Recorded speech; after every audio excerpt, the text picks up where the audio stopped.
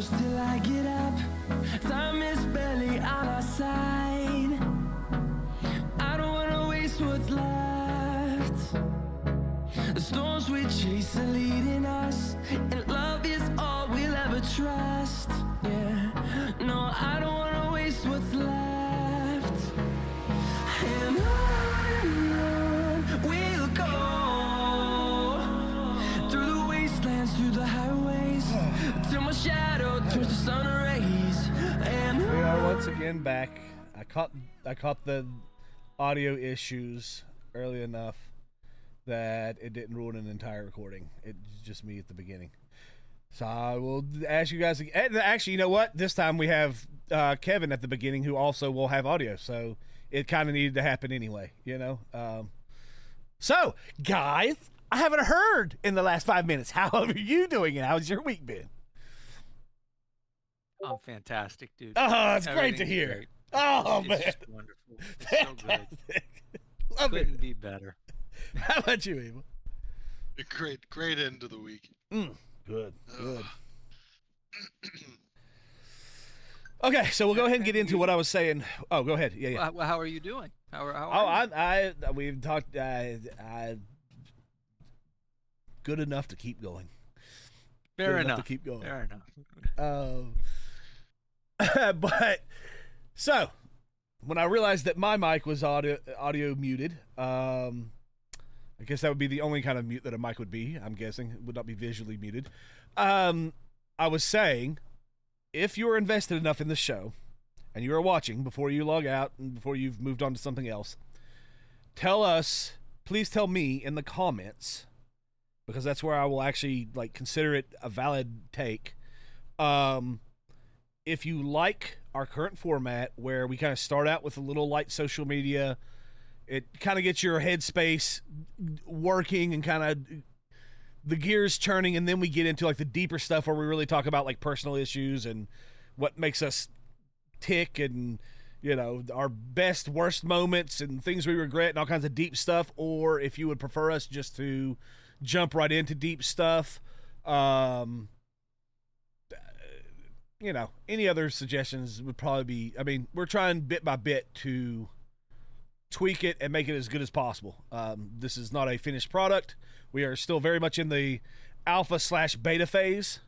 And so, the more you can give us actual feedback, not this podcast sucks lol, but something that is genuinely manageable and something I can actually work with, then I would love it. I did decide to, I was telling them on the last one when I thought I was recording, I chose to do the comments because if it's going to take you 10 seconds to do a comment, right? And if you're not that invested if you're not invested enough to take 10 seconds to comment on the video, then honestly, your opinion doesn't really matter, right? It's that should be a bottom tier. I'm taking your opinion correctly, is that you were willing to take a few seconds. And so, yeah, anyway, please do that. Please subscribe, all the good stuff, because it's early enough that you might still be watching, but also tell me what you think about the podcast and the direction we're going. Okay, so we got business out of the way. I guess I will go ahead and pull this up, and we'll get to the social media fun. Yeah, and man, then we'll get into the good shit. About. So let me share my screen. That's what I want. Share screen. Okay. Can I do this where it doesn't show the whole? Yeah. Hey, that's me. That's the wrong thing. That's me. Hey, everybody, look at yourself. Let me No, try that's this the again. right thing. What do you mean?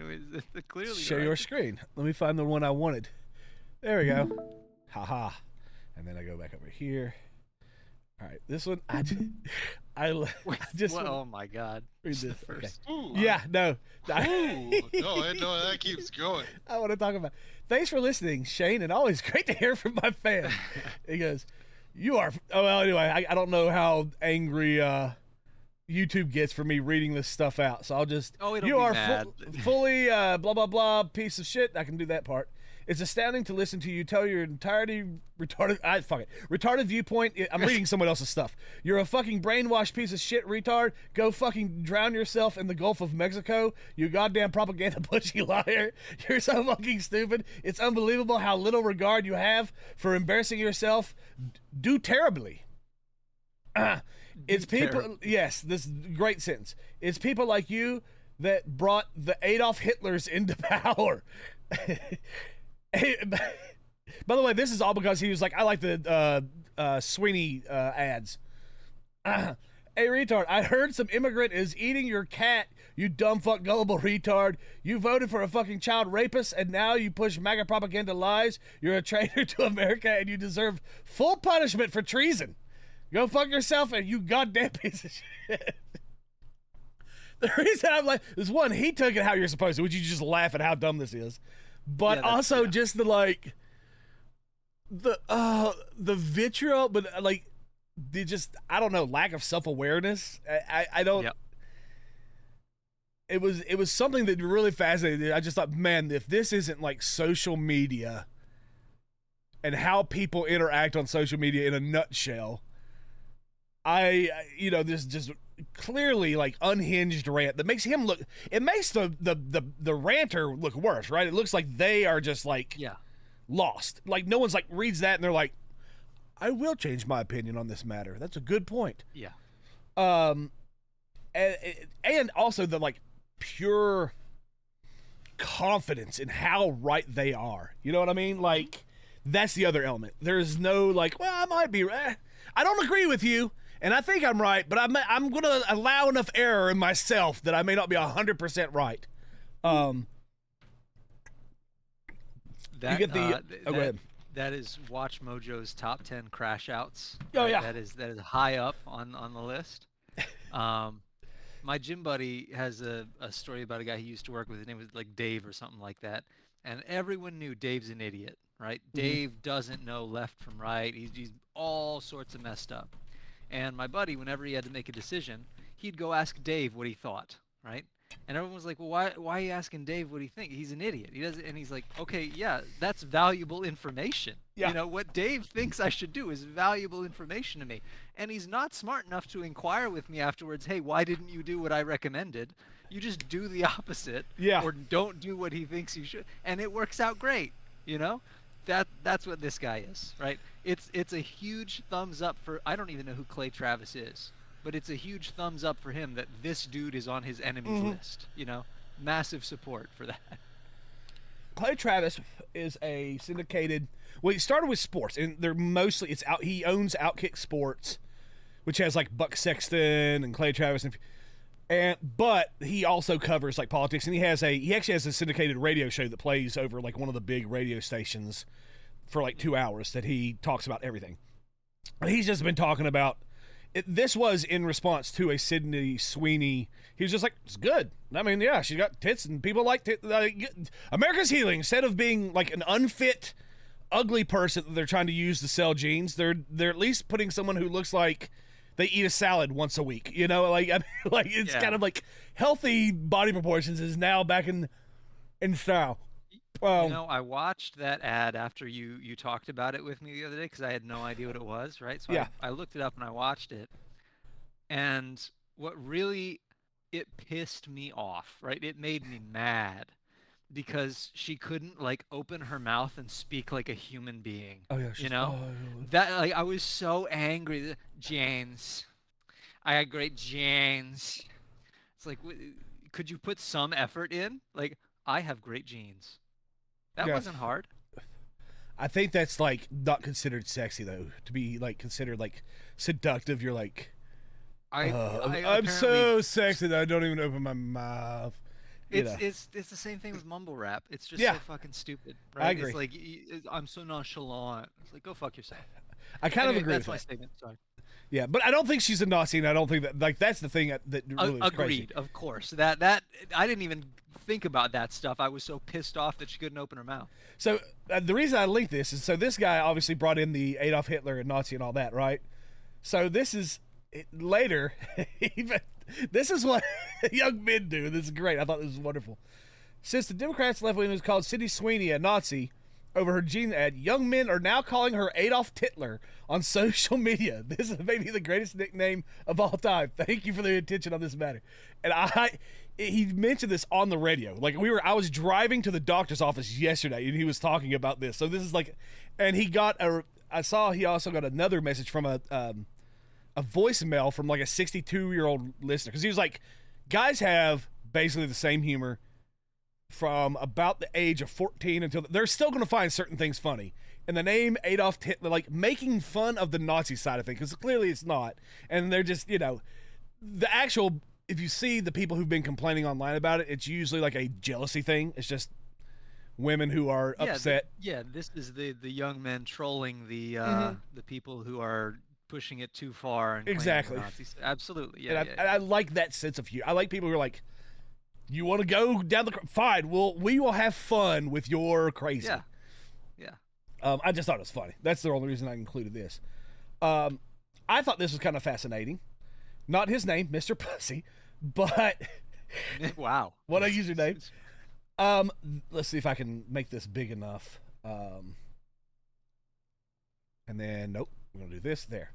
All right. So if y'all see, this is OpenAI use. Look how heavy it was used.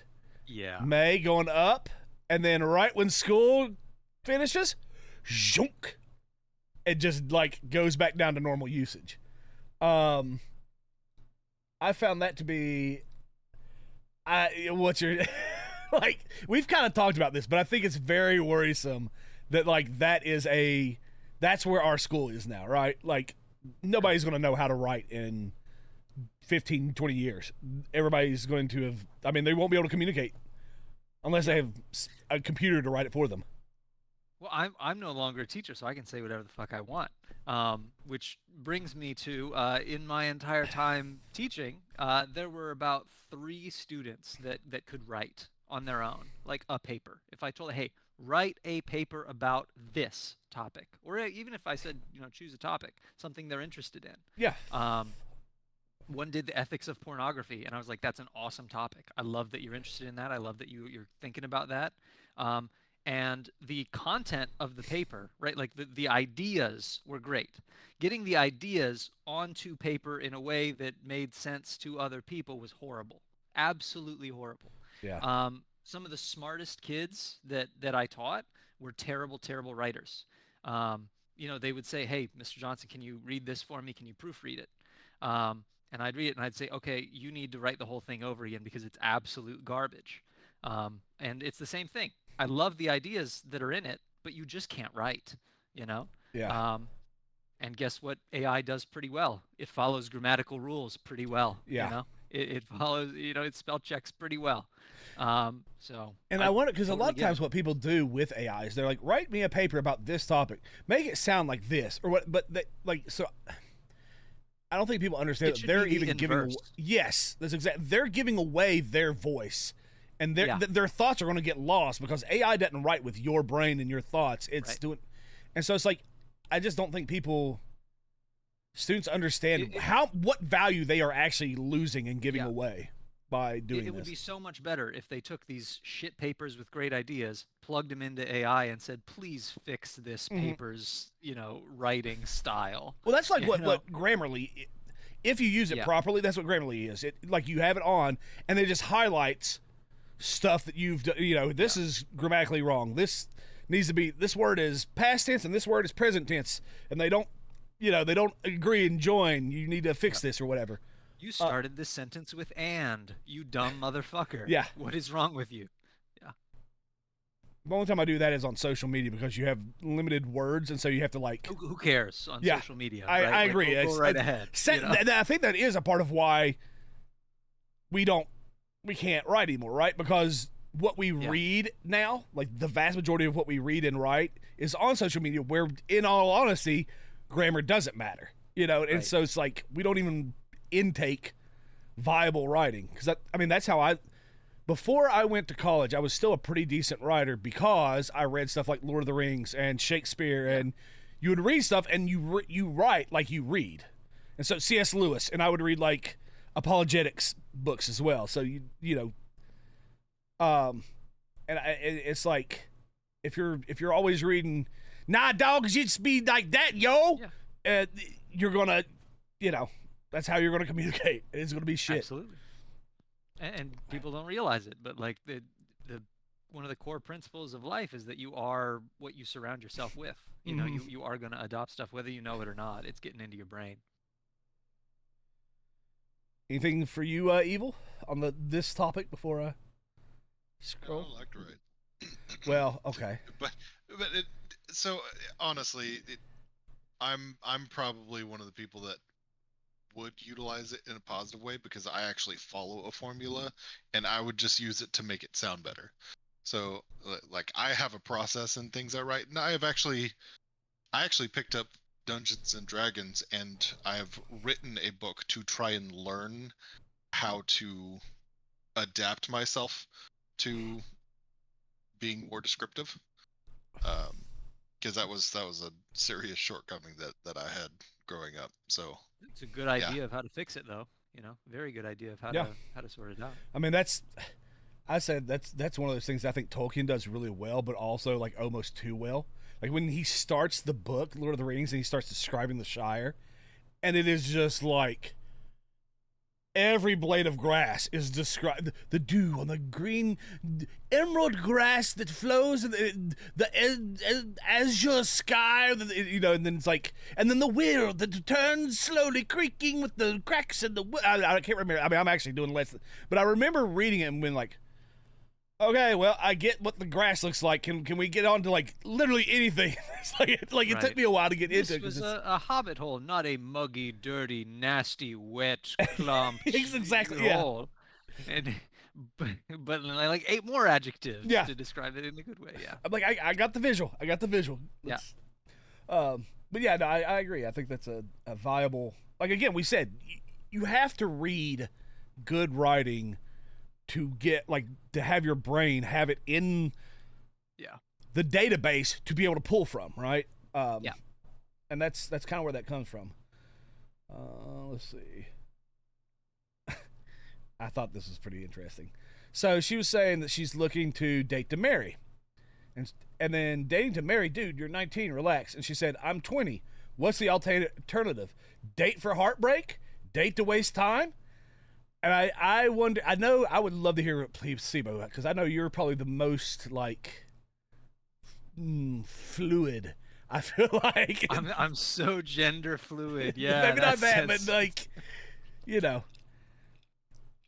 I feel like you would have.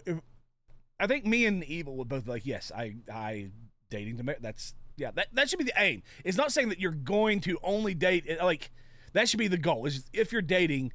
Eventually that is the path, right? Like, because you won't even get practice for the real relationship if you're not already trying to do, like, you won't have like, oh, I've learned this is a pitfall because I tried this on the last relationship and that's where it fell apart.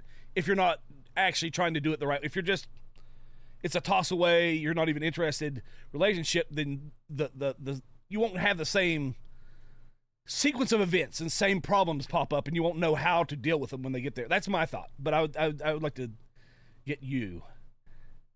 Yeah, I don't know. You're right. I have been fluid on this topic much in my life. I have had many differing opinions about this. I think that it's important that when people are young, they date for practice. And I suppose I don't think the end goal matters much. I think, whether they are just experimenting with some things or pursuing, a relationship that will lead to marriage.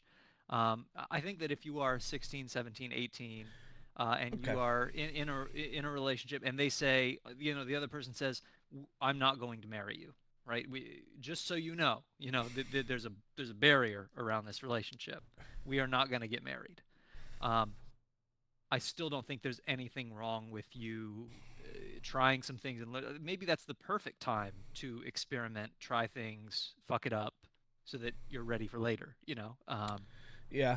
I mean, But I do hear what you're saying, that there could be, because you're not pursuing the thing. yeah, When like, you is it then real are practice? It's pursuing kind the of thing, you're gonna act different or something like. like they But I say in don't think sports, you that's the practice how case you play, right? in Like all that's things, right? All right, here's it. Being good in bed, right? I think that's going to matter whether you are pursuing the marriage thing or not. But you could just as well actually get good at it while not pursuing marriage. You know what I mean? And that would then enhance the relationship later. And so perhaps some shortcomings you have elsewhere are overlooked because you're good in that, or other things, right? I here's learning my to counter cook to for your that. I think you significant can other. get Yeah. good with the person that you are marrying with, and you both get better over time. Also, it decreases.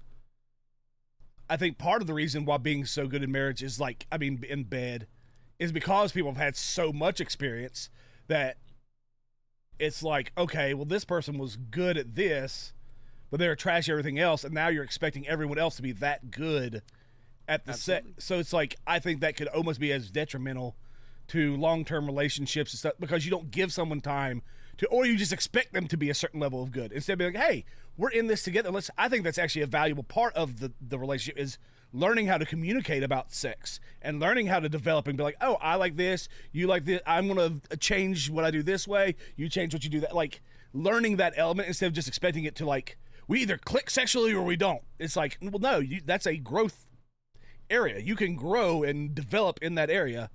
I think you're right. Maybe my issue with it is that, in my experience, having had several failed relationships, when you think of it in the context of pursuing marriage, Yeah, yeah.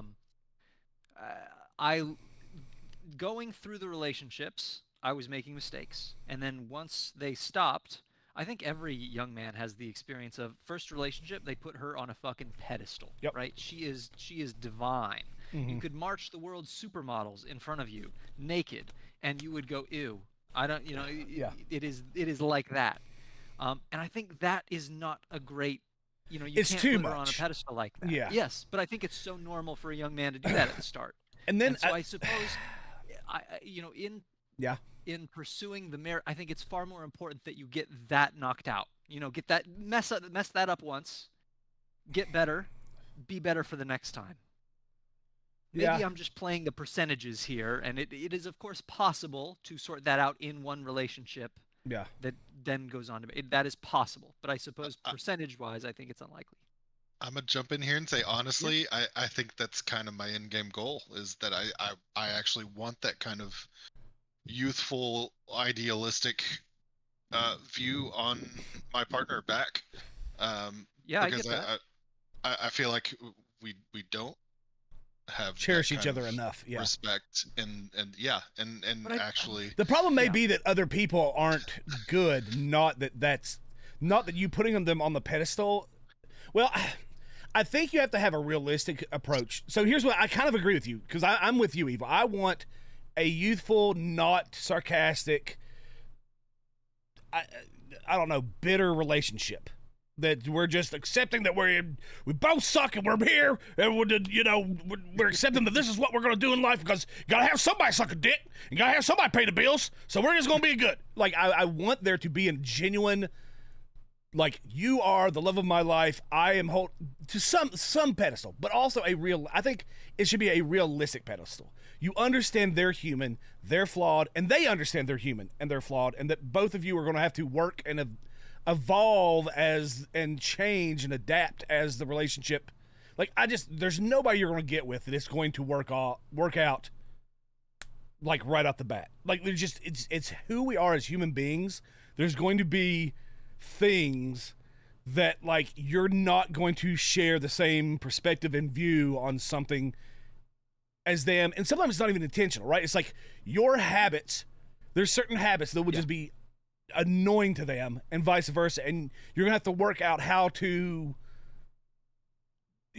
gauge that, like, how much of it is who you are as a, like, It's a process. It's a yeah. process. It's a journey. It's never gonna. There's always gonna be bumps in the water. Yeah, absolutely. Because I mean, Wholeheartedly.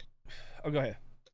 I guess I was more kind of keen into like the whole, like, you can march whatever supermodel out, and I'm just flat out not interested, because I do have that, whereas, yeah, I know she doesn't belong on that pedal, but that's the type of relationship that I want, because I want her priorities to always be in the back of my hand to make me have conscious decisions to not do it.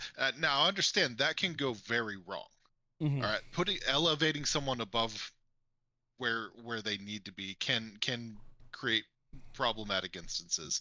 And you know, there can be some complexes and stuff with that, but that's that really, I guess I was focusing kind of on that whole, like, being too loyal is honestly seen as almost a problem these days. And I think that's kind of something I really find it difficult to find in a partner.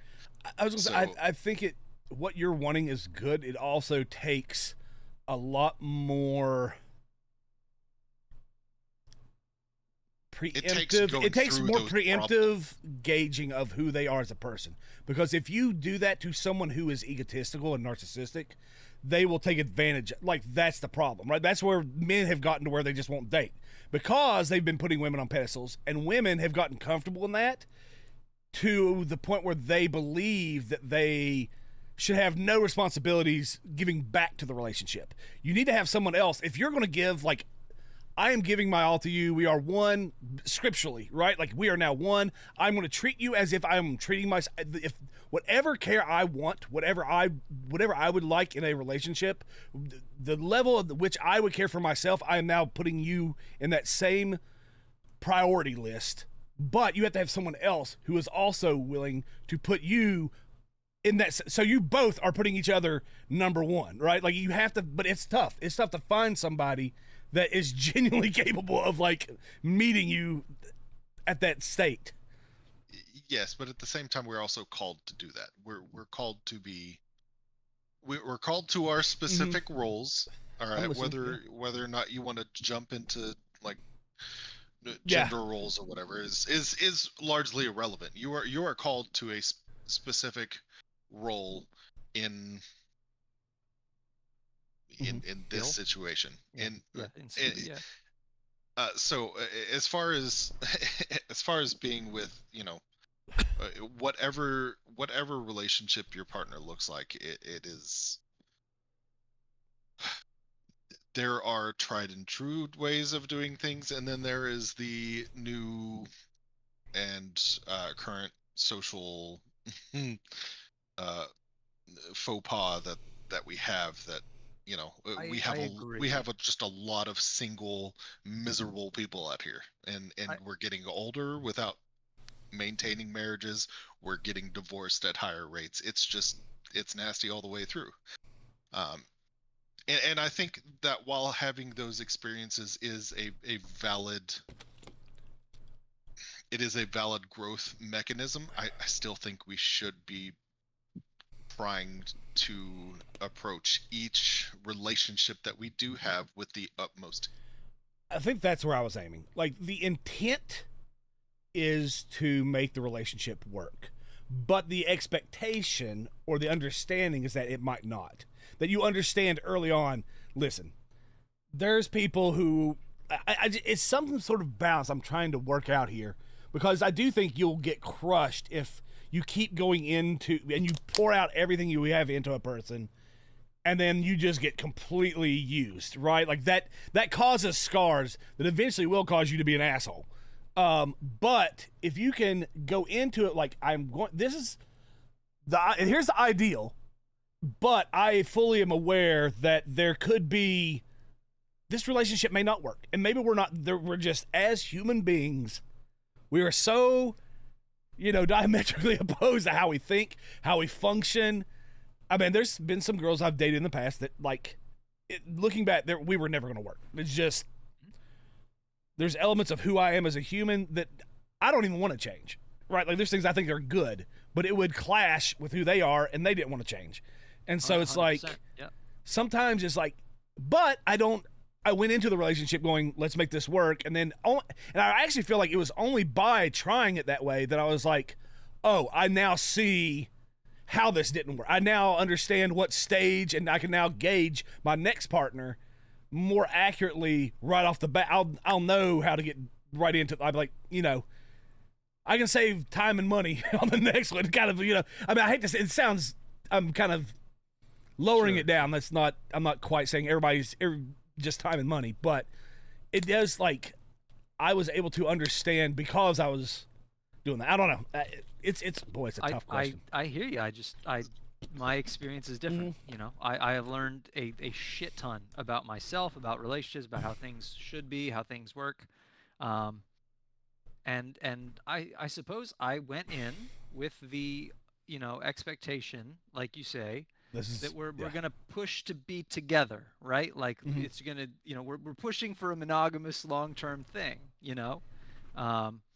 I guess I don't know what it's like to go in thinking that we're not, like we're honestly, so that was actually the kind of key point that I was making is like if you're going into a relationship expecting it to end or to just fail, then you're honestly in it for the wrong reasons, and it really does a disservice to your investments, whether it's emotional or just straight time, whether it is something material like money and resources. Like it really doesn't matter if you're going into a relationship expecting it to fail, and you really have no expectation of growth other than experience, and experience itself isn't worth what you're missing out on going for a partner who you can build a future with. I think you're absolutely right, and call me crazy, but I think between the ages of like 14 and 20, I think you're just so naturally idealistic that almost no matter what, you're just going to be punching for the monogamous long term. Like, this is my high school sweetheart. This is who I want, right? I think that's just, even if you've never thought that way before, when you get into a relationship in high school, it's hard to not think like that. To be fair, I no do know a matter few people that how pulled that off. studly you are, fair enough. They might exist. I play the percentages, I suppose. Yeah. So I wonder how much. Okay. Sorry. Go ahead. When I was in that age range, I actually really, I would have fallen on more of the like agnostic atheist kind of side of things, and I did prioritize that kind of like promiscuity and like it just sex and status and just an inflation of emotional ego was all I was in it for. So that was. That's. I was wondering how much our personalities, how much our life experiences change. Because like, it's interesting. Yeah. I think we could all look for and be satisfied by slightly different elements of what a relationship brings to us. Because I've heard Placebo describe what he looks for in a woman, right?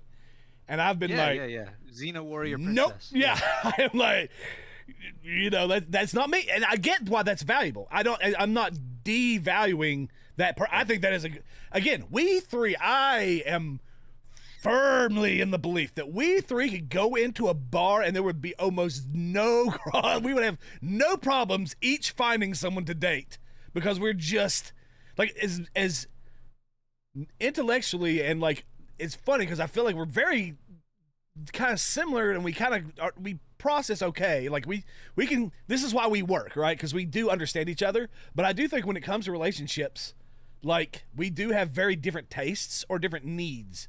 And that could be experience, personality. Like there's a lot of stuff that I think it's so complicated, the human experience and what makes us like end up ticking the way we tick, that it's like it's almost unreplicatable. And that's why it's almost, I feel like what we're doing is almost impossible, and why I don't like social media people doing this, because you can't make a proclamation forever. Like men like this or women like this, because it's like, no, that's not true. There is no blanket statement that just apply. Now, I do think there are some healthy things, right? Like going out and having unprotected sex with 150 people is not healthy. I don't care who you are. I don't care how great it'll make you. You may learn the greatest of sexual techniques, but I don't think it would long term be healthy for you. But I do think, as far as like when you're talking about emotional needs, feeling fulfilled yourself, getting what you need to be like the best version of you can be, it's like, because we all have different gaps in what we are, or we all have different flaws and different chinks in our armor, and so for we need different people to come polish our armor and polish the chinks out, someone to fill those gaps with a Bondo. In our car's been dinged in different ways. Some of us have been on head-on collisions. Some of us got, somebody ran into our car with a bike. Somebody hit it with a baseball. But one person needs a window replaced. Somebody needs, a flat tire fixed. It just, so you can't. I mean, sitting here, I was like, man, is what we're doing even?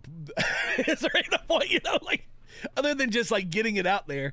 Is it like, I don't think we can solve it. No, I think there is a point. It's that, we are, I think while we do not provide the universal salve, yeah, I think you provide a wide enough spectrum of reliable data. Yeah. And it's like we are the auto shop, right? We have bumpers, we have windshields, we have fenders. And we're letting people see all the menu, basically. Yes, and it's up to them to decide what really, they're the filter. Yeah. So yeah, I don't know that it's. No, I agree, and that's we don't have to come to a conclusion, right? Like, we're just putting out. Yeah. Here are the options. I am right, though. I am right. Well, yeah, of course. Well, I mean, always. Yeah. Just ask them exes. They're like, oh yeah, no, he's right. Yeah, he's definitely right. I was thinking the other day, what would they say of me? How would they describe me? I mean, I'm sure we can get one to come in and talk about it. No. Yeah, I'm teasing. No. It's not a. That would be the craziest podcast ever. Is have your ex come on and talk about you. Oh man. Oh shit. Get views. I bet. I think she's the last one that I would want, because I can almost gauge what they would say, and it's like that would be the least reliable information. Gotcha. That's fair. I bet you think we could get. I am not saying this seriously, just for the record. You said there's one we could get, and we were both thinking about but do you think we could get the one before her? I wish. No shot, though. No shot. Okay. Sorry. I mean, I wasn't actually going to, again, this wasn't a realistic question. It was just no. I would. I'm gonna be honest. If you did that, I'd peace out of that one. I would get beer and if I sit back and just watch, have a popcorn, I've done enough. Let's let her live her life. Yeah, that's fair. I just like that we've had our jolly drunk dwarf here through the whole, giving us a cheers throughout the whole conversation. Dinklebot.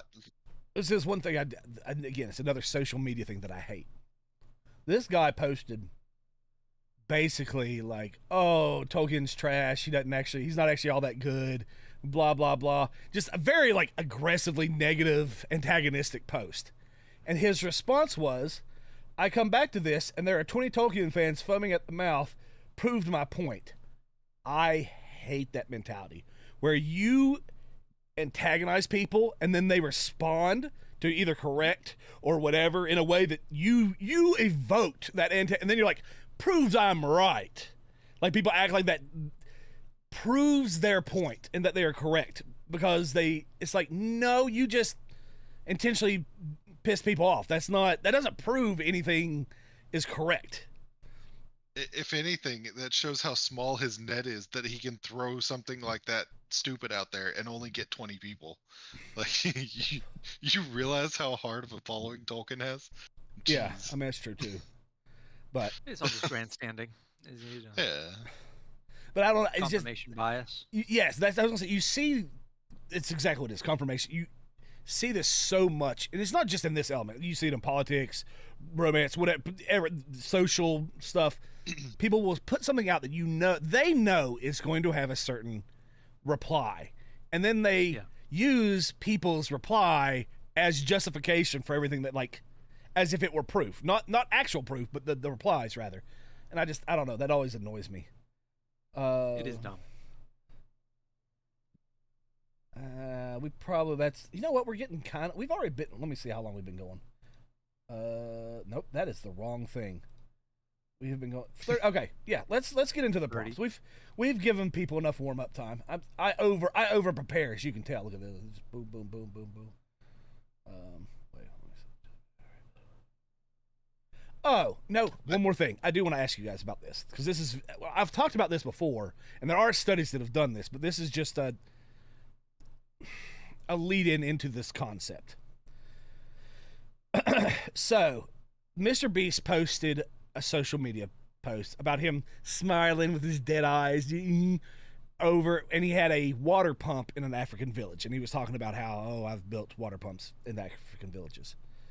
And then someone replied, what is Mr. Beast introducing here that African people don't have? Is it digging, foraging, knowing where to dig? And he was talking about creating a well and producing a well. It's a reasonable question. Yes. And I think this guy, oh my God, really? Hold up there. Sorry. I think this guy kind of goes in further on this concept. When I was in college, I did Engineers Without Borders, and we were working on a well in Nepal. They had already built a well there like 2 to 3 years ago. It turns out the natives literally ripped the well out of the ground and sold the metal for scrap. The children were also getting incredibly sick because when they had the well, they would rub poop all over the spout.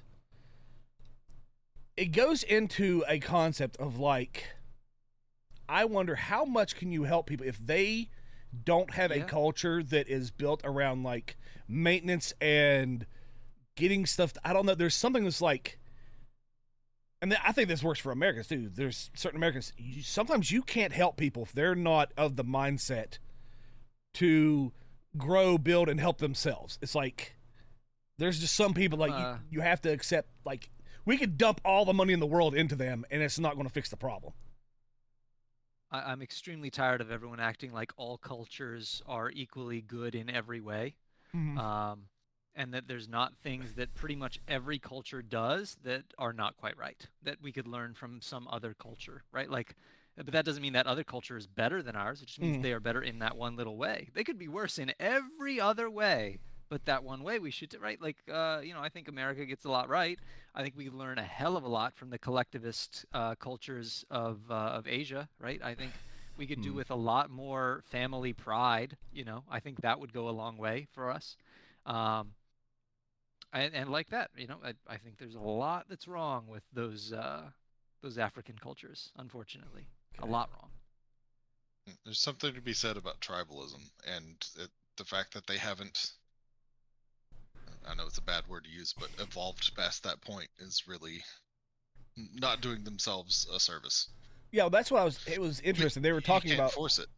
Well, yeah, it was somebody else who was using data, like actual data, showing that like over the past 50 years or something, all this infrastructure has been charitably built in like, and it did happen to be Africa, so I don't want to pick on. There's other third world countries that it's the same similar problem, but in this situation it was Africa. They'd had all these like roads, water, pipes, sewage, all this stuff given to them, built properly, but since they didn't have a culture of maintenance, they didn't maintain, they didn't take care of it, they didn't keep it going, and within like 5 years it had all broken down and was on you, and they just, it was like, it didn't matter how much you kept pumping into it, they couldn't themselves ever take care of it. They should learn from other cultures and add maintenance to theirs. Sorry, it's just the truth. Yeah. So one of the kind of things that we're now starting to see from quite honestly the trade wars are the source of the direct results that have been happening is China has gone into places like Vietnam or Philippines, and they've actually done a lot of infrastructure work for like loans. And I heard the number, and I would have to verify it, but I think they've begun calling in about like $22 billion worth of infrastructure that they've put and invested into some of these countries that quite frankly just don't have. They don't either have the parts required to do these things, or they don't have infrastructure in place to maintain the stuff that um, they've been operating with. So we're going to see a lot more issues coming up across the world that are, if you didn't think that these places already had like rusted down old machines that they've been working with, it's going to get a lot worse. And if things continue in this manner, with a specific country or two trying to exploit many of these places, then You know, it makes me think of something you just talking about that made me think of something.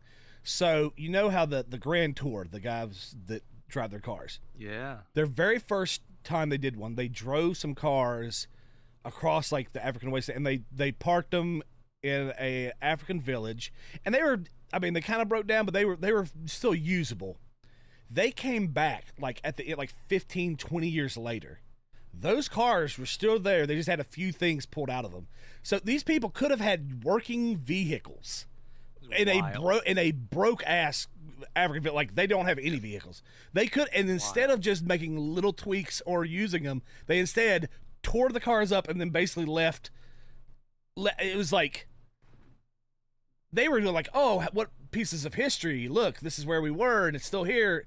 I was thinking like, wow, that is so sad that village couldn't take. And these were nice cars. I mean, these at the time were expensive cars. They could have had very nice usable vehicles if they just put a little bit of time and effort into tweaking it, and it just nothing, right? Like, it's a wild singular example. I don't know, but yeah. It is crazy.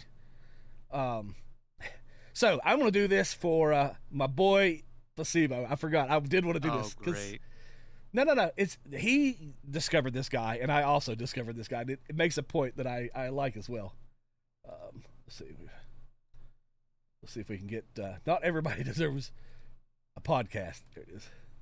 Let's see. I got to play. Every time I click over on the Facebook, it wants to. This guy just looks intelligent. I shouldn't judge someone like that, but man. I'm going to hit play, and then I go back over here so people can actually see it on the pot. To believe water is a scam. Water is a solvent, so it's dissolving your body. The fact that people say it's hydrating your cells is crap. It's not a carbohydrate. It's not a fat. It's not a protein. It's literally a solvent. You put any type of material in water, it dissolves it. That's what it's doing to your body. And same.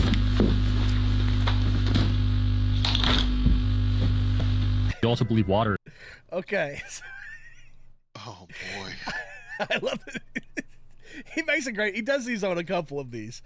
I have a list of them, but this one always fascinates me. And as he said, not everybody deserves a pod. I think there's so many of these podcasts. I have a bunch of them saved. I think underneath this even, where it's like people saying literally the dumbest things as if they're these like wise, brilliant, like.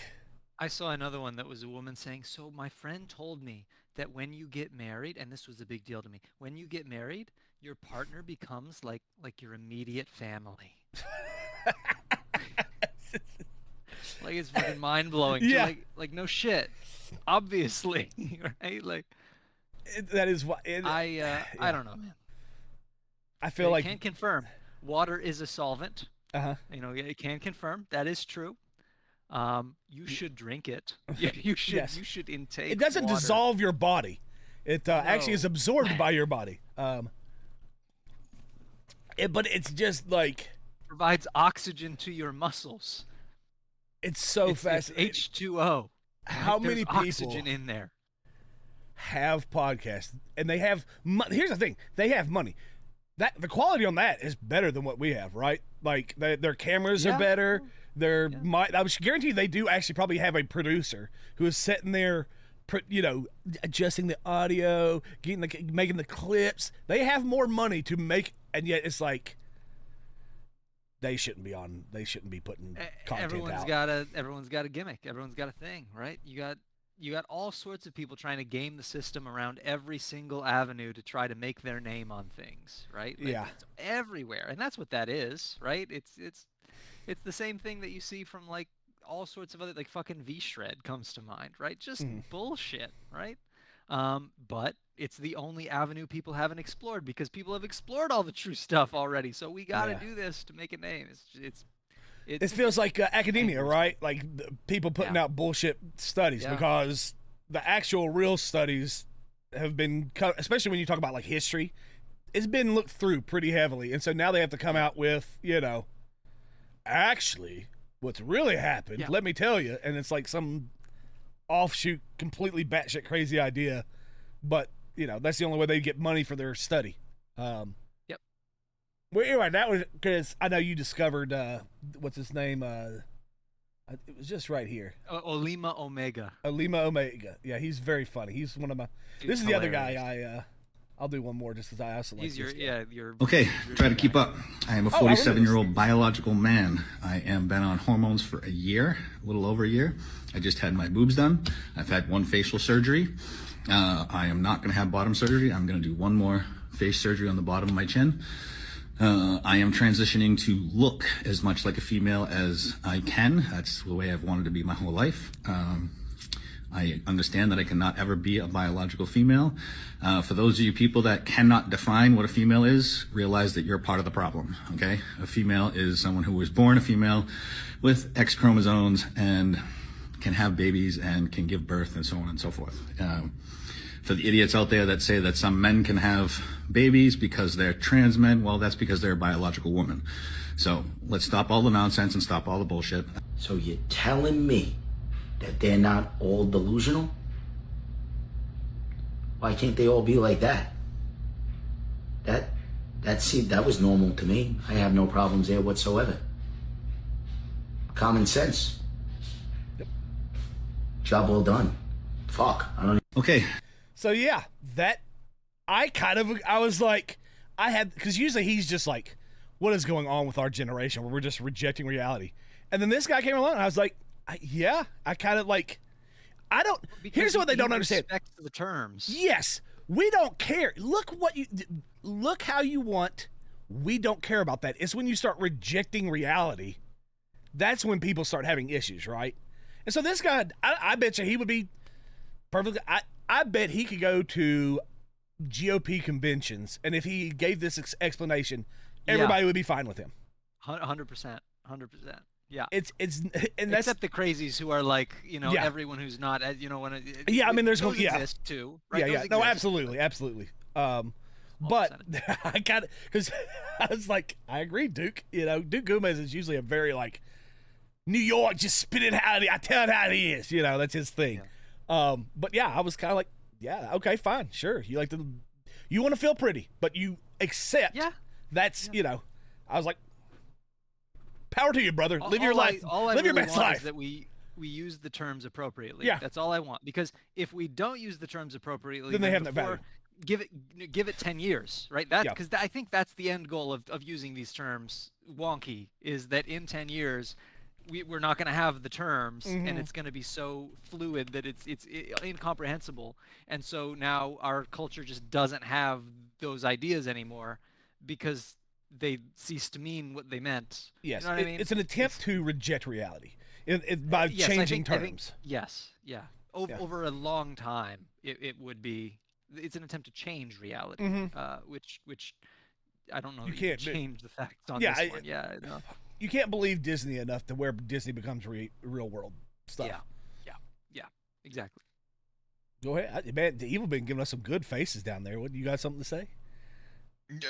I mean, it's not like it's saying anything like astronomically life changing either.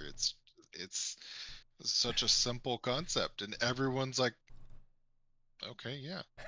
Except the people who are screaming the loudest. Like, why? Yeah. It's fascinating because what you said is kind of true, and it's maybe a sad statement of where society is right now, is that saying something simple and basic is seen as extraordinary because so much crazy it has been, taking over. It's kind of like the sane person in the middle of a sane asylum themselves can often appear insane, right? Like if you're the one person saying, 2 + 2 does equal 4, and then everybody's like, no, 85, square, duck. It's a duck. You know, um, I don't know, but anyway, I just thought it was a very fascinating. You're right. The most important process. thing you can do is not change your correct opinions Yes. and your correct thoughts to the madness of the people around you. Mm-hmm. That you owe it to yourself and to humanity as a whole to, even if they're all wrong and if they're doing the wrong thing, just don't change what you think. It's if it's absolutely true. It's like the meme where I'm sure almost everybody has seen it, where there's one person and then there's a big crowd. It's a drawn meme, Yeah. but it's like and they're all like blah blah blah. Are you saying this is wrong? And there's like yes or whatever. Like he was like standing up as a singular person, like don't care. Yep, I'm still saying this, even if all of you disagree with me. Yeah, but anyway, I didn't. It's funny because that's the exact same thought that I'm sure that a lot of the crazies have too. Mm-hmm. You're right. They all think and yet we are justified and the crazies are not. Yeah, it's weird, but it's true. I think. No, I agree. Because it relies on the factual backing of the final product. Mm-hmm. The actual real world results. Yeah. Yeah. Okay, let's get to these prompts before it gets. Before evil has to leave us. Yes. Actually, I would have to look at them. Evil, what were the prompts? You can probably look them up, and since placebo. I sent it to you in a message, so it should be the last message I sent you, or next to last. I can't remember. I'm gonna pee while you say it. By the way, I'm gonna put the entire emphasis of the podcast is now on you. Excellent. All right, guys. What is the best decision that you have ever made? Would I tell you what, Evil? Would you care to go first on that, or would you like me to go first? So on the best decision, I really haven't been able to like pin something down. Yeah. Just because it's like whenever something just completely goes your way, it's usually like because you've made one good decision after another and you just kept stacking them together and really racking up that win. And that's I mean, to me, that's kind of like what that's all about. Is like, things just went so astronomically well because I put one foot in front of the other and I got my business done. So yep. I think that is an interesting point that I don't know if they're. I mean, I'm sure someone could be like, I invested in Bitcoin, when it first came out. Right, and now I have so much money. That was a singular. But I question whether or not that was a singular. Like they probably had other decisions that put them in a position to even know that Bitcoin was an investable property. And then they probably had to make other decisions that put them in a place where they knew it was available and that it would have been good. It's interesting. I don't know if we ever have like one decision that is separate in a vacuum that is like this. Look how this worked. I don't. Maybe. I was trying to think about that for myself. I was like, boy, this is a hard question because it is kind of cumulative. And not even that, it kept pissing me off the more I thought about it. Because it's like, okay, on the exact opposite side, I can think of the worst decision I made. And yeah, right. That There's is a lot like of very clear. clear Yeah, exactly. It's That's like, interesting, why yeah. can I not think of like hands down just the best decision I have just. So do you think it might have to do, because I've been thinking about this too, a lot of the decisions that I've made, who knows how they'll pay out? You know what I mean? Like I'm not yet, Yeah. the slot hasn't finished the final number. I Right. don't know if it's gonna pay out or not. And so how can I know if it was the best decision, right? Facts. That's tough. Yeah, we're we're not 85 and mostly done. Yeah. That's interesting. I mean, I'm sure let's say like some people would be like, oh, the best decision was when I found the love of my life, married them, and now I've got a family, and and like that's where my joy comes from, and I know that. But I mean, even then. So let's try really hard to not be hyper specific. Then let's Okay. try really hard. Let's see if we can just tone down the intelligence for a bit. Because we know that the hyper specific stuff ain't it. Can we figure out a general? generic. I think one of my good ones, I could do a good one. I do think when I started looking for, like, I know this is funny, but when I started looking for online academic sources that were like credible, not, I don't know if that's real or not. Yeah. When I started that process, it did lead me to eventually go into Liberty, who I do love as a university. Like, they have their flaws, but in general, I have enjoyed being there and going through that process more than I did any of my previous both undergraduate and graduate work at another school that was much like, it was icky. I felt like I could be who I was and do research the way I needed to do here. And I was less, because it's not, like, people, I think, have an idea of Liberty as if it were like a Bible college, which it is not. Like, especially not the academic. They have a Bible college, but that's different from their academic university. Their academic university is filled with a bunch of different, but I never felt like I was being immediately attacked like every class. So I could actually think and process information. And most of what they do is like, they do a good job of making you think. They want you to just learn the base and then you can process it. Yeah. But what that's done is that's gotten me to a point where I feel like it did give me it's got me to where I am now, where I can put a podcast with Dr. Littleford on it, but also it gave me the position that I'm at with Remote Warrior. I think that's a part of it, right? Because I do have some credibility, and so it did, and I love that. I like that position. I like what we're doing. I feel satisfied. Like, if that job ever starts paying me, then we're really going to have a good answer. But, and then I would also say, I think getting into streaming, even though it didn't pan out, like, I'm not even streaming anymore, right? But it connected me with Ply, who connected me with Blackjack, who was the lead of that. It also got me to where I have, microphones. I know about audio tech. I know about, to some degree, recording through this type of format, using OBS, how to do, like, it taught me some valuable stuff that right now I am happy with. I love this podcast, not because it's not big. No, sometimes we're like, woo, we got 89 views. We're cranking it, It's not, it's not a fame thing. It's not a money thing. I just enjoy I think what we're putting out is intellectually valuable information, and it's good and interesting stuff that if someone has the right mentality, it could be beneficial. I think what we're doing is good, and I think it's enjoyable. I enjoy talking with you guys every week about these topics and having this I feel myself growing from it. I love it. So yes, I would say that maybe two choices. Those two choices have really been, I can already say that it's been beneficial. I'm already happy with what has concluded from it. If nothing else comes from it, I'm still happy with it, if that makes sense. Did Placebo freeze? I think he did. He did, it seems. Either that or he has a very strong stare right now.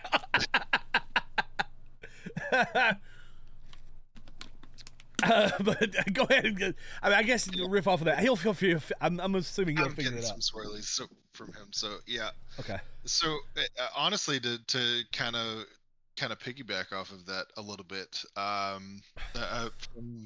from our great kerfuffles, I would say one of my best decisions is just kind of stay in the course and trying to keep you guys in my circle.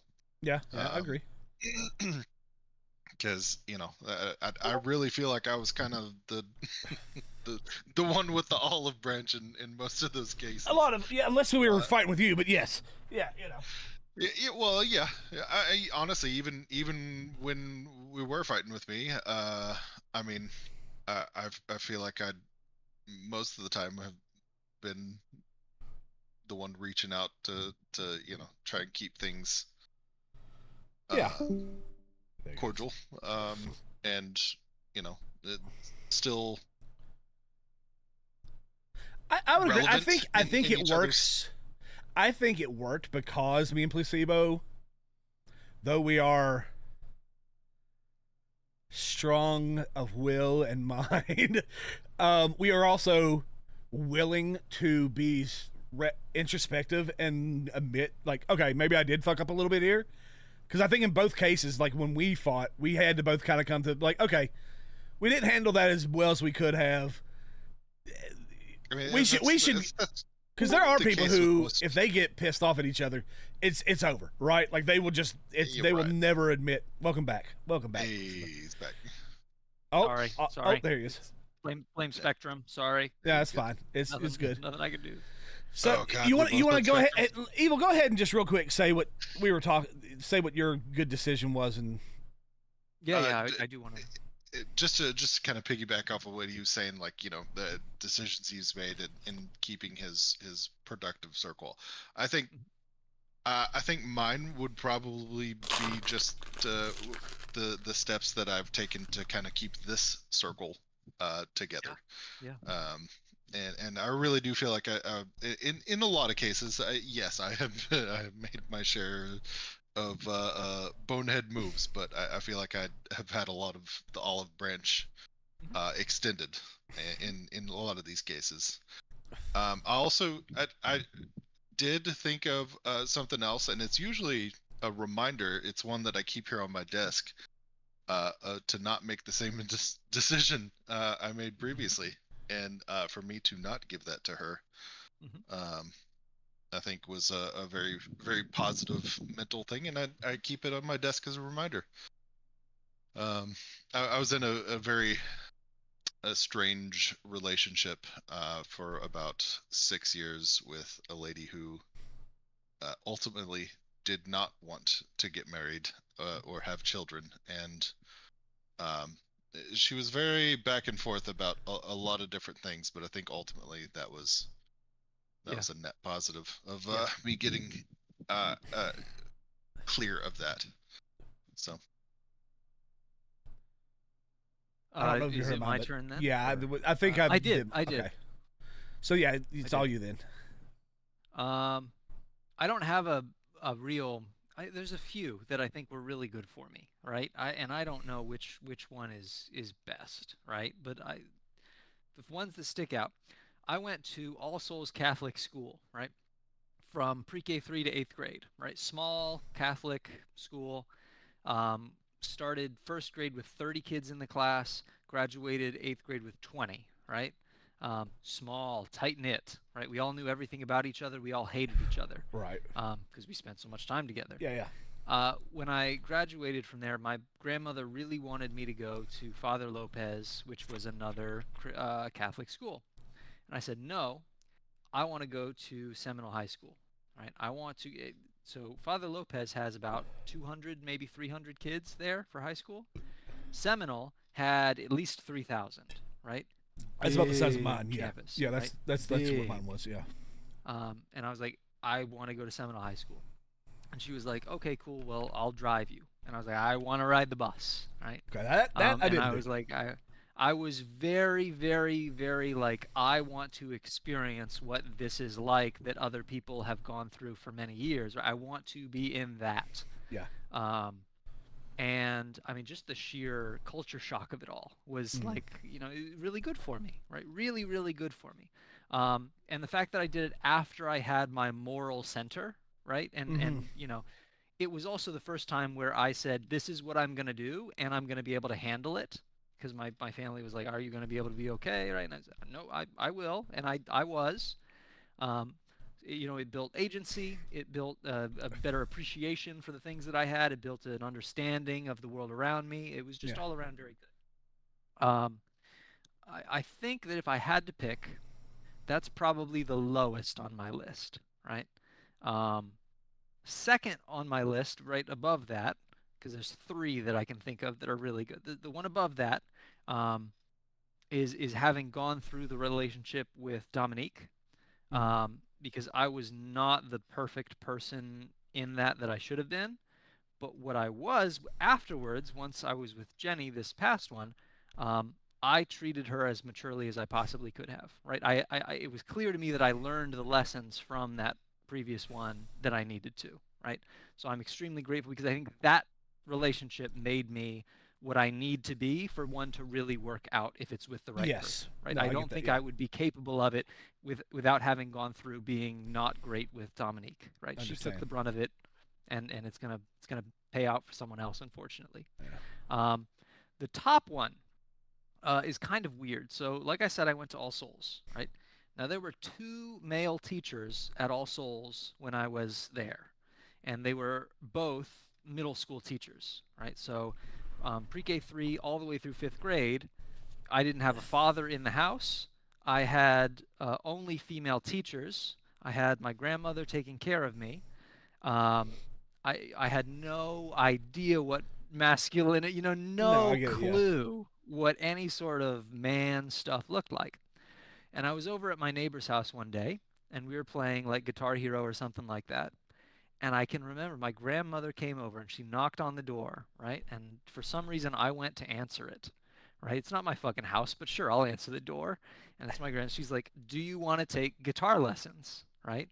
And the answer was no, right? Like no, I do not want to take guitar lessons. I'm not interested in guitar. Mm-hmm. But something compelled me to say yes. I don't know. It's got to be God because I don't know what else it is. Something compelled me to say yes.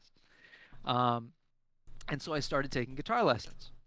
And I went, and it was a guy named Reed Tyak, who was the coolest dude I have ever met in my life, right? Like he was a rock star, right? He was in a metal band. Dude was awesome, right?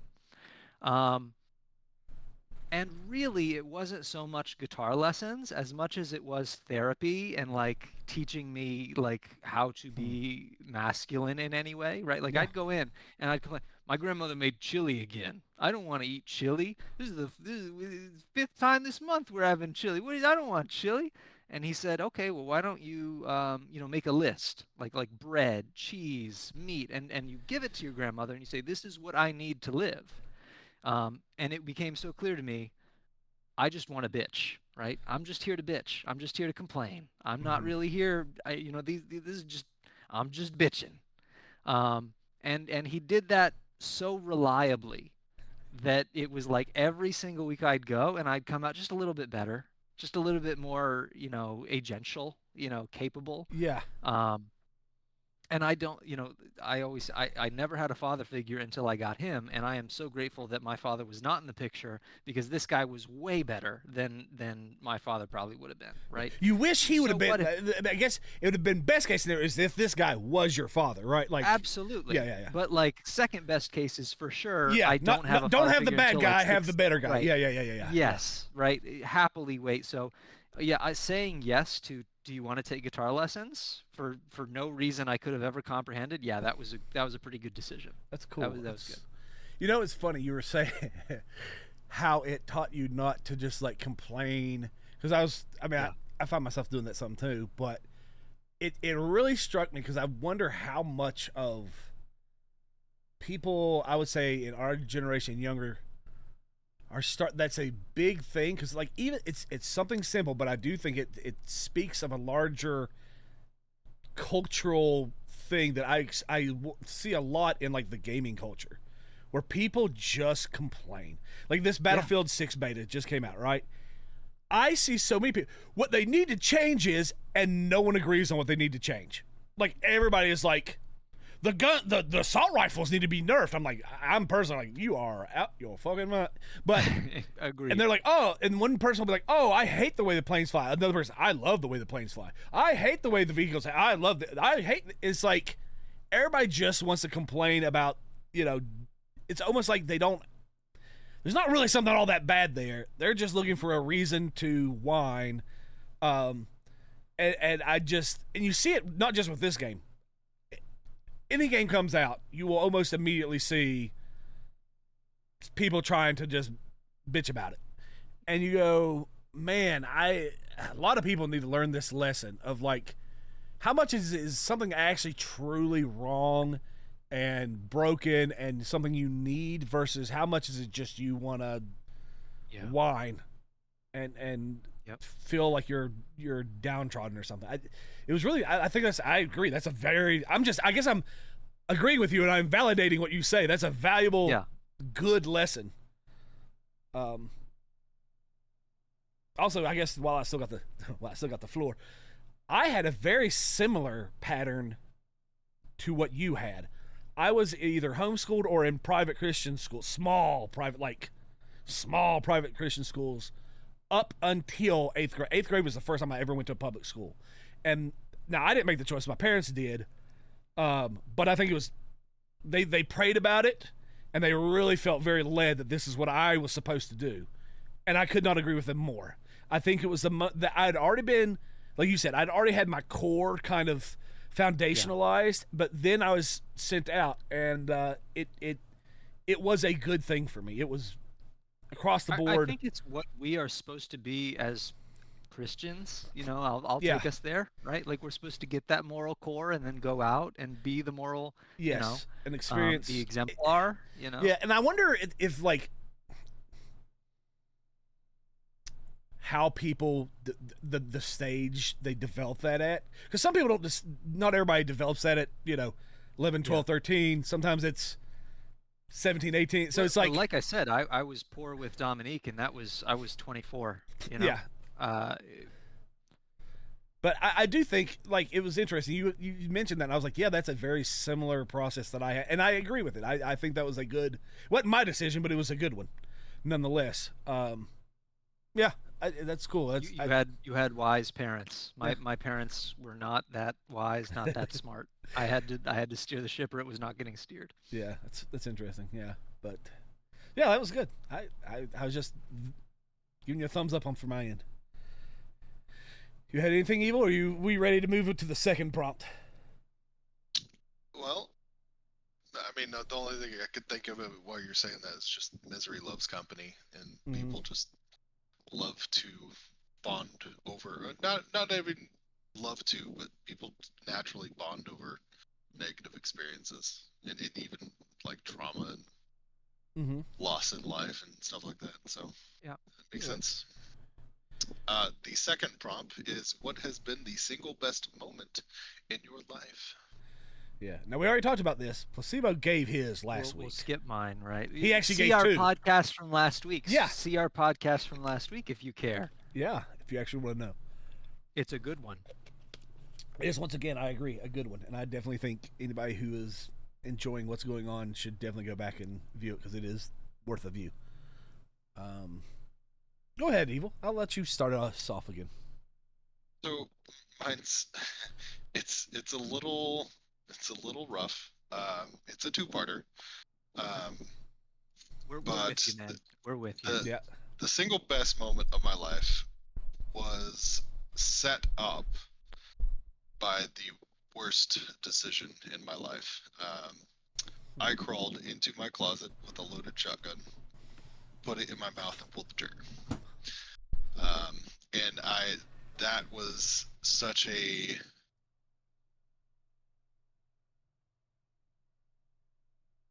strange moment that it did not expect to last. And honestly, whenever I pulled it out, I was just sitting there shaking, like what just happened? Yeah. There's nothing wrong with that shotgun. I took it in 2 weeks later to the place that I worked and asked them to look at it. Gun's fine. I still have it. But that put me in the proper mindset. And when I say proper mindset, it means that, like, I had such a overinflated view of what I needed to do with my life that I could not accept anything else that was happening outside of that thought bubble.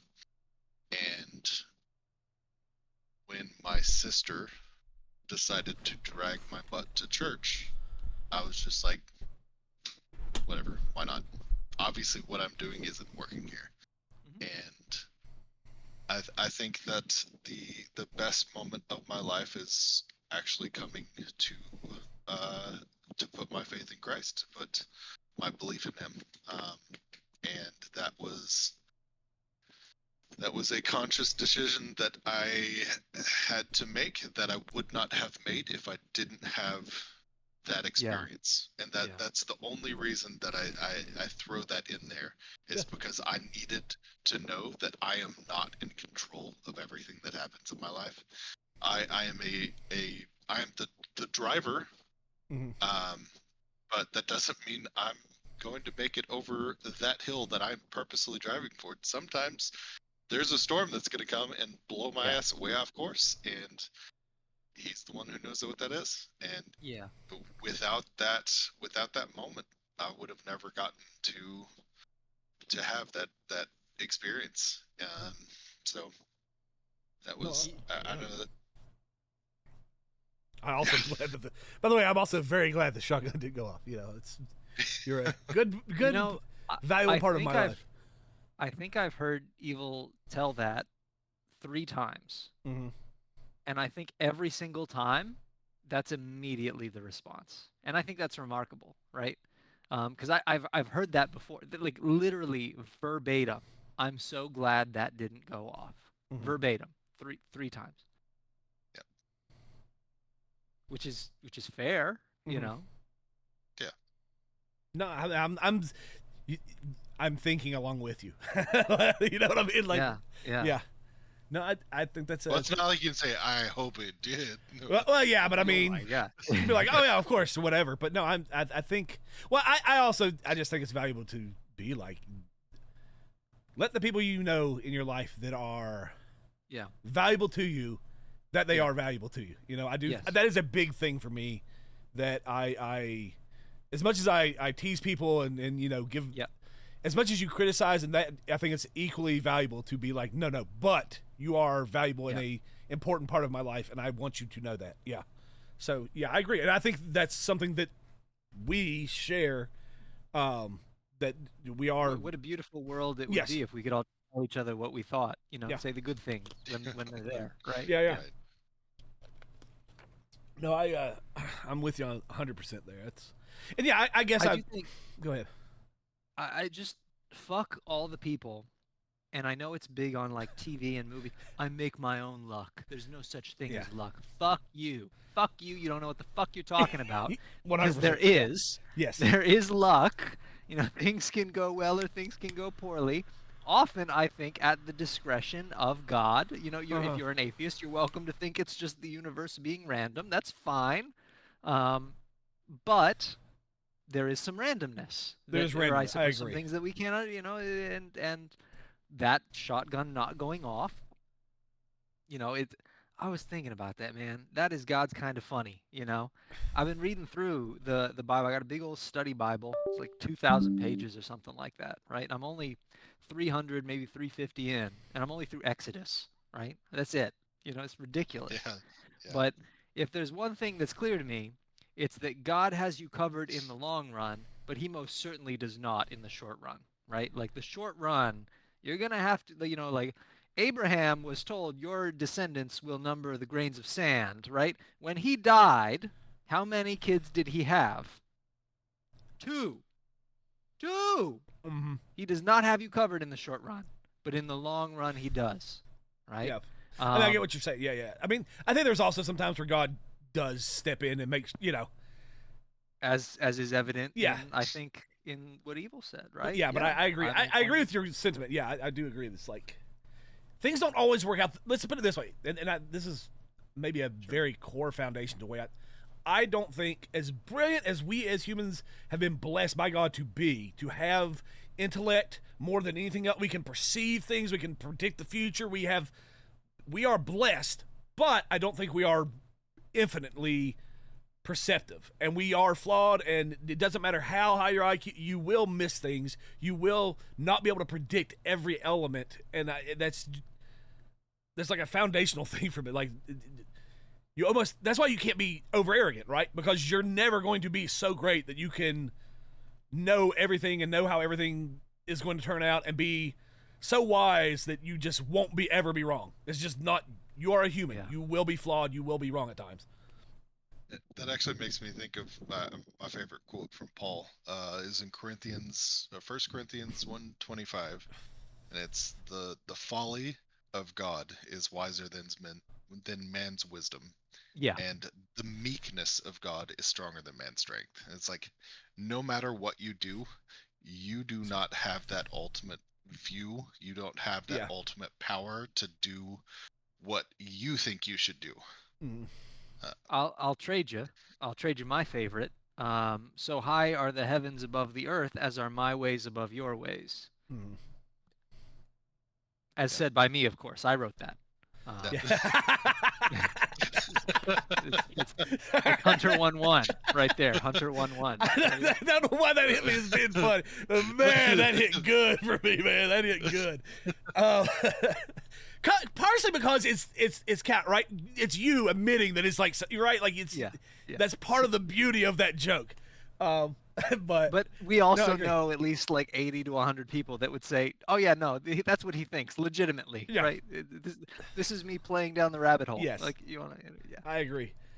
I mean, it's okay, fine. I get to do mine, and I think that because this is from God, so it's Deuteronomy. I have it tattooed on my arm. That's why I can look it up. Deuteronomy 30:19 through 20, and it kind of adds some more. What's the word I'm like? It's control, but there's no agency, because there is an element of agency that God wants us to also understand. It's like, and the verse says, "Choose ye this day, blessing or cursing, life or death." And then at the end of all of it, he makes all these, good, bad, good, bad. Please choose life. So there is it's like, okay, so let's say when we get off this podcast, I have a choice. I can go eat a tub of ice cream, order a pizza, and drink a 2-liter of Mountain Dew, right? Or I could go cook up some eggs, make some steamed vegetables, and drink a bottle of water. One will bring life into my life, right? Like, I mean, that's a horrible way of putting it, and one could bring death, if we will, into, like, it's one of the. So there is an element of, like, God does say, like, look, I'm giving you instructions, you get to choose. There is an element of choice. It's like, I do very firmly believe in everything you guys say, but it's also like, I think God also wants to be like, but don't just like, I can do whatever I want, because God's going to just make it all what it's like. God's like, yes, I have a plan, and I want you to listen to the plan, and I will step in and guide, but I want you as a person, as a human, I created you as an intelligent being to also make wise decisions. And there is a choice, right? Like, there is. I think both of ours fixate on the end being out of reach, and Yes. yours is the The blueprint immediate. for what we should do about it. And that's why I was But bringing. I think it's really all great. intimately tethered, right? Yes. It's remarkable that all three of them are so. I agree. So tethered. Again, man, I like this trio. I like my friends. I feel like I have done well in choosing the people to surround myself with. But yeah, no, I agree. Sorry, I didn't mean to cut it off. I just everybody was sharing their favorite, and I was like, ooh, I got one too that kind of squeezes in there. What's mine? I think choosing Christ is a fantastic one. Yeah, right? I was like, it's unfair. What you did was unfair, because now I have to follow it up, and mine is not nearly as like deep and life altering. It's just like it's Go ahead, Evil. I hate to do it to you, but I got to get. Yep. Oh yeah, we I'll finish mine out. Go ahead. I'll cover it. I'll cover you. I'll be me, and I'll be you while you're gone. You go get your meat. Excellent. See you, bud. Yep. Okay, you and me, bud. Yep. And we're getting close. I'm just going to do mine, and then we'll be done for the podcast. By the way, Drunk Placebo has been here for about 45 minutes. Just so it's you been know. solid. I could, Drunk Placebo, best placebo. I might. That might be my next tattoo. It's my curly ass hair. Yeah, I people like but I guess mine. If I was trying to think of like what is a memory I have that I was like, man, that was just peak enjoyment, good moment. It's when me and my father, and I believe my grandfather, we went to a University of Tennessee football game. It was in 1998. It was the year they won the national championship. Okay? Very nice. Yes. And it was, this team had struggled to beat the Florida Gators, like even with Peyton Manning. Peyton Manning had finally graduated. So even with possibly the greatest quarterback of all time, they could not beat the Florida Gators. And it always kind of got in the way of them winning the national title. They just couldn't get over this hump. We went to that game, and I remember even going to the game. We kind of stopped. Like, this is why I will still to this day every now and then get crystals.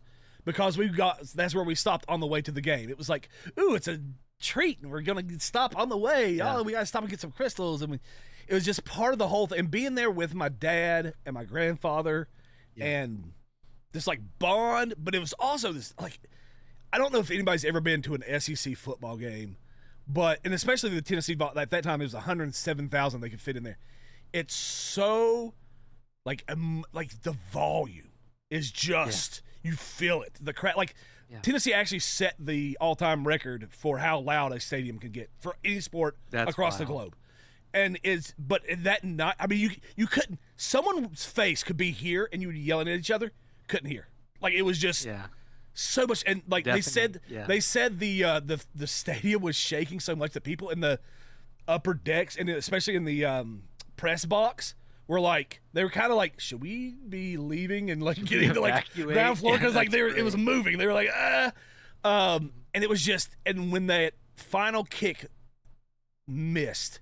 And the whole place just, I mean, it's a feeling when the sound gets into you. You know, like some people can get it, but it's like goes in and you just feel it. Yes. And they flood the state, and it's just like a moment of like release, frustration. I mean, it's just everything positive. And I was able to experience that with my family. It was such a just like core. I mean, it's still. You know, it's something it's interesting. It's such a positive, happy moment that I would have to say that's probably like the happiest, most satisfied at a singular. If I were to take a cycle out of my life, it's not the only moment, but it's So it was good. It was a bonding moment. It had emotional family time. It's just a lot of positivity to it. So. I would say that. Do you think maybe it is enhanced the role that community plays in your life? The importance of community? Very possible. Do you think maybe that lingers as a sort of elevating aspect of community being important to you? Yeah. And why it is so valuable to you to have me and Evil and the boys, No, and why I enjoy playing, I think, games that have like a team aspect to it. Yeah. Where you're working. I mean, obviously, I grew up playing sports as well, so that was always a part. But yes, it's something about working together as a group towards a goal, being a part of it, just having everybody share that. Like, I want to say love. Like, it's just like there's something there. It is love. Yeah. When you watch movies and you see like the moments where the teamwork facilitates the end goal, I will tear up. You? I tear up. Punch you? 100%. I will tear like. Genuinely cry. I can see sad shit all day long and I'm fine. That's but if I see people working together for a mutual goal and it's just beautiful. I agree. Right? You listen. That's where I tear up. Like even when I'm talking here, like I have to kind of like pull it back a little bit when I talk about because it's like I get it. Yeah. It's absolutely that's what touches me. And it's like when I see like just greatness, there's sometimes where I just Dude, I've been getting recommended in my feed. You ever see Gridiron Gang? With it's an early The Rock movie where he's like coaching a bunch of juveniles. Weirdly enough, football. I've seen probably every other football movie, but I don't know that I've seen that one. You should see it. It is The Rock. It is probably The Rock's best movie. It's where he's actually acting and not just being The Rock. Right? Yeah, it's phenomenal. Right? Okay, it's really good. You should take a look. I'll probably watch it today. God, I wanted to throw something by you before we finish, because it came to my mind, and it's a quandary that I think it's worth talking about. Are you busy, or must we end this? No. Let's keep going. I just thought if he was good, but we are only at an hour and a half, and for our past 2 weeks we're short. So let's go. Now, as soon as this is over, I'm getting back on Arc, and right now no one's fucking on there because Evil's at HEB. Well, could I convince you to play? They added a new game mode to BF6. Yeah, I'll play. Yeah, I got you. We'll play Battlefield. Yeah, no worries. But here's what I wanted to throw at you. Okay, go ahead. I'm still gonna pee, but I've got wireless, so I'm listening. Yeah, it is a decent story. So go pee, and it'll probably go ahead. Here's a story. I went camping with my uncle and my grandfather and my uncle's 2 boys. Right, he's got 2 boys and a girl. But this was sort of a guy's trip. Right, these all the men in the family, all the males in the family. My mom wasn't there, my grandmother wasn't there, my aunt wasn't there, my cousin wasn't there, my sister wasn't born yet, grandmother wasn't there. I don't know if I said that. But all the men were together, and it was maybe 11, 12 at night, and the two boys, the younger boys, had gone to bed, my cousins. So it was me, my uncle, and my grandfather sitting around the campfire talking. And it got like this. It got, we're digging through what it is to be alive, what it is to be men, what it is to be us. And I remember it's the only time I've ever seen my grandfather cry about anything in my life, right? It's the only time I've ever seen it.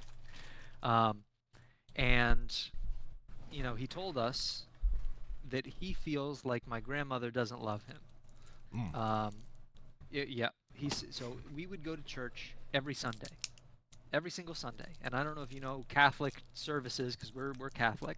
Yeah. There is what is called the kiss of peace, right? Just before you take communion, the priest wishes a blessing upon you, and he says, now share with each other a sign of Christ's peace. And typically what that means is the couples all lean together and they give each other a kiss or a hug, right? And then you turn around and you shake the hands of the people around you and you say, peace be with you, There's right? something very similar to that with Protestants do. They now shake the hands of the neighbor. Like they do that same thing. So yes, Right, it's right. It's a magical moment for a Catholic child when you're there with a date and you're like, am I gonna hug her? Am I gonna kiss her? Yeah. What am I gonna do? Right? And you're nervous about it the entire time. You're not listening to anything in the service. You're just like, what am I gonna do? What am I gonna do? What am I gonna do? Like But my grandfather said every single week he leans over and he says, love you, honey, and he kisses my grandmother on the cheek, right? And my grandmother just stays there and she looks miserable. She looks miserable. She doesn't say anything. And then she turns and she shakes the hands of those around her, right? Every week for years. Yeah. Years on end, right?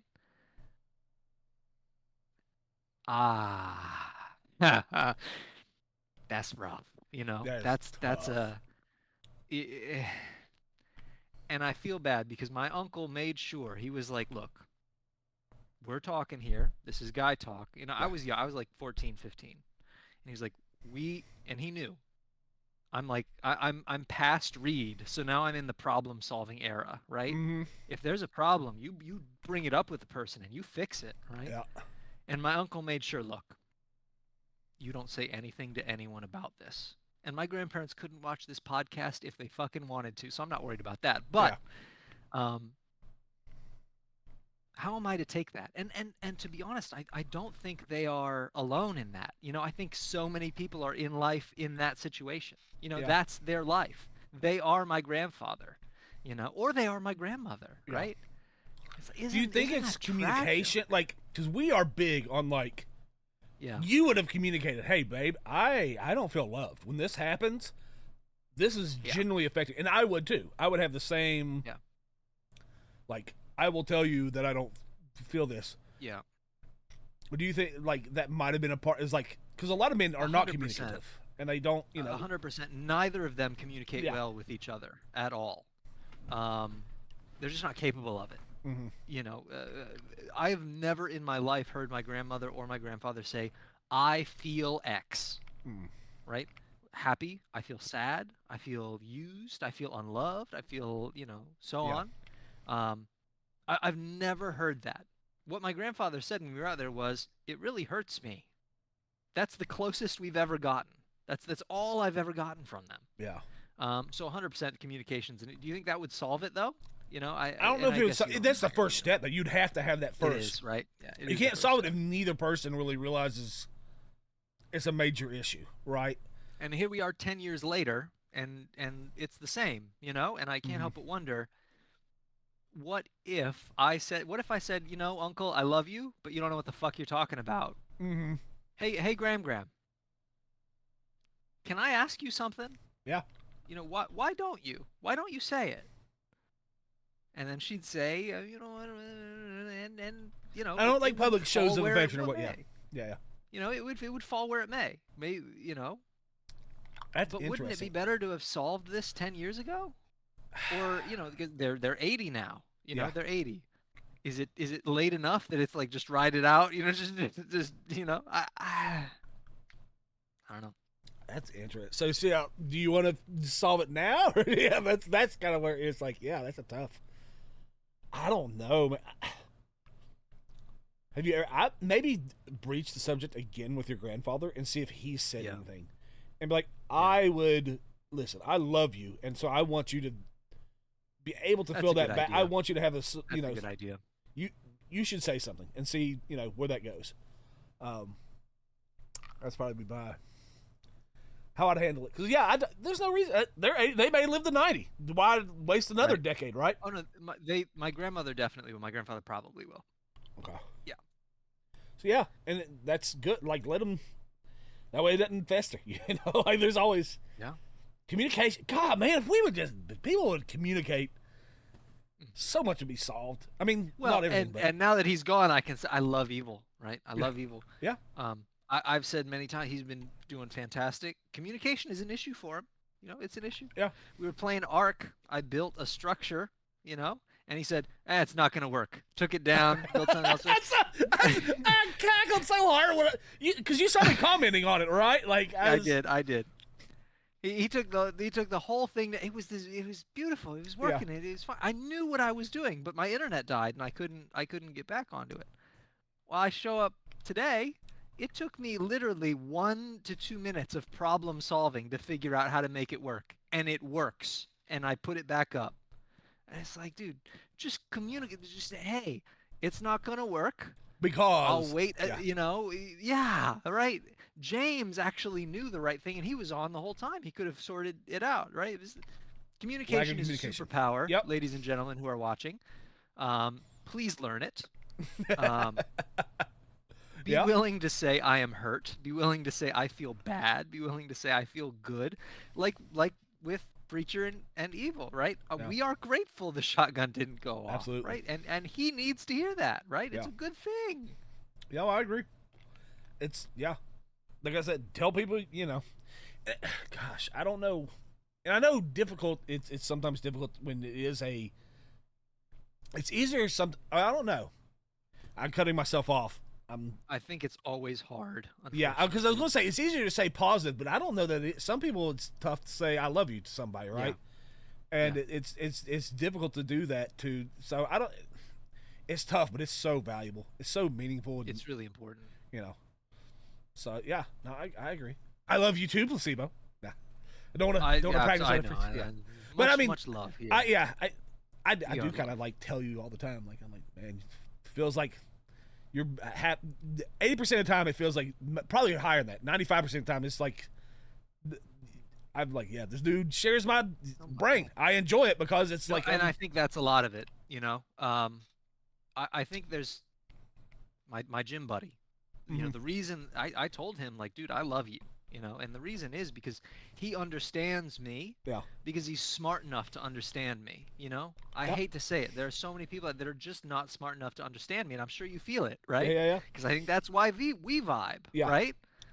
Because like, yes, I understand you, but you also know I'm pretty fucking smart, and I understand a lot more about you than someone else who says I understand you, right? And vice versa, right? You're pretty smart. You understand a lot more about me than most people would. Yeah. Hence, create positive cycles in your life where you can grow, and it enhances just about everything else. Who would have thought that being smart enough in vocabulary would lead to a better relationship between us as men? Yeah. And yet I think it does, because the enhanced vocabulary leads to us being smart enough to understand each other better. Yeah.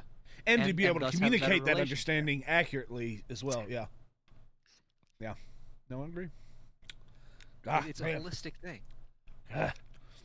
Solving the world's problems, man. Solving the world's problems. But you're right. I hope so. Good shit, man. I just always enjoy it. Like I said earlier, I just enjoy the process of the podcast. Like I enjoy sitting here and going over this stuff with the boys and sharing and growing and thinking and just it's good.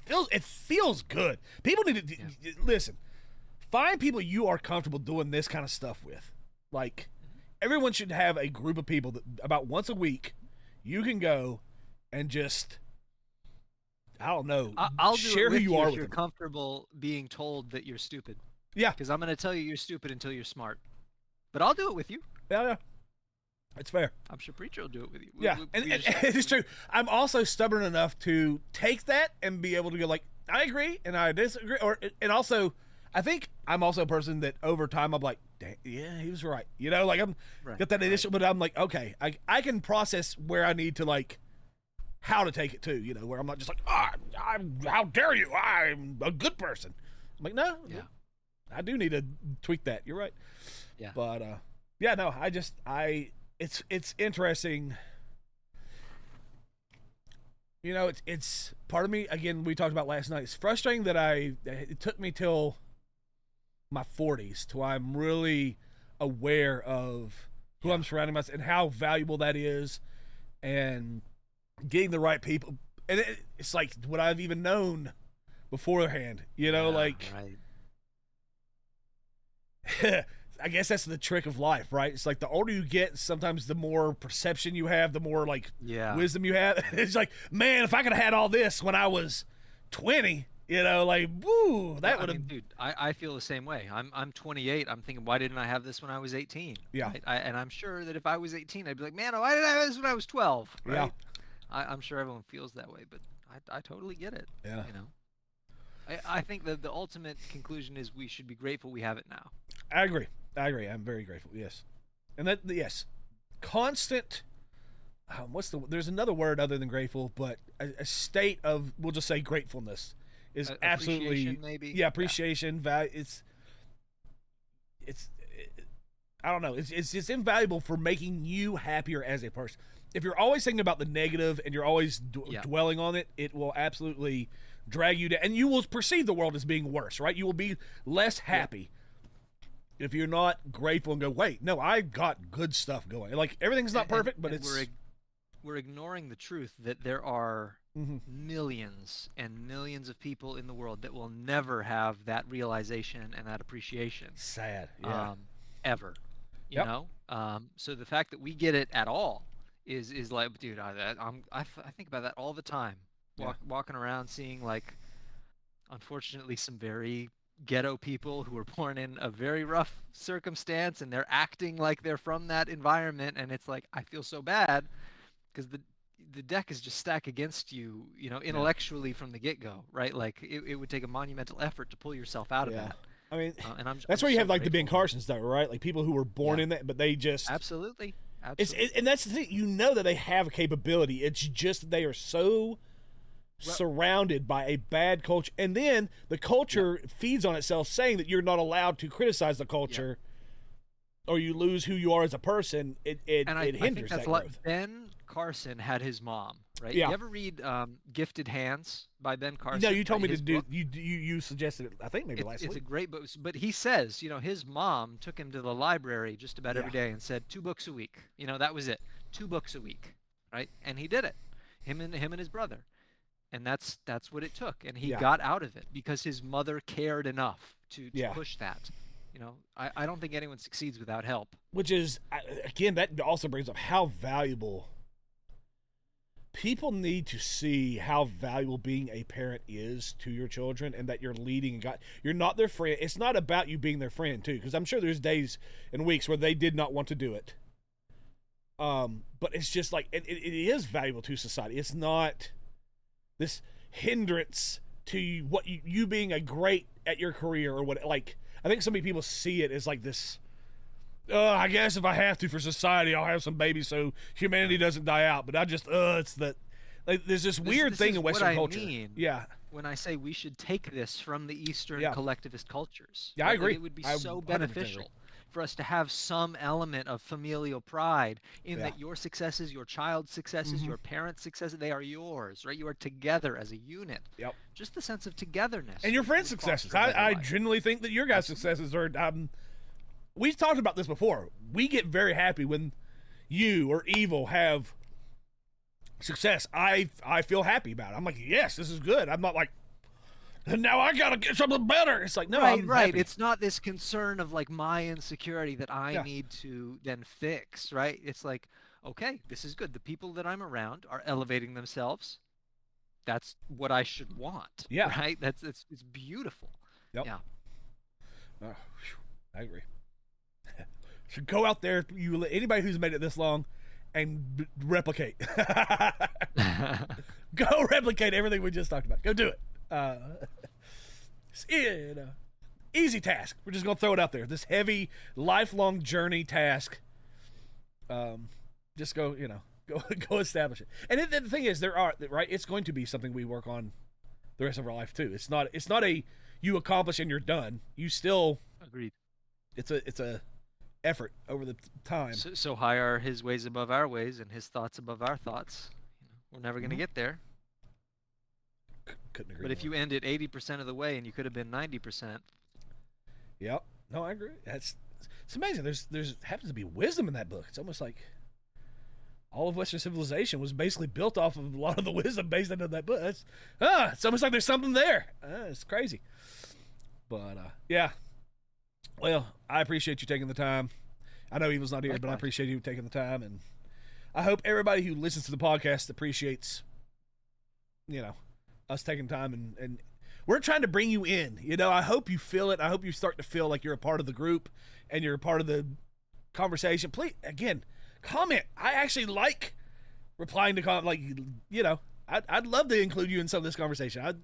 I want people who are listening to feel like they're not just having words in one ear and out the other. Please engage. Become a part of the group. But yeah, hope all of you have a blessed rest of your week until we do this again next week. And I guess I'll get the music started so you have a good outro. Later, guys.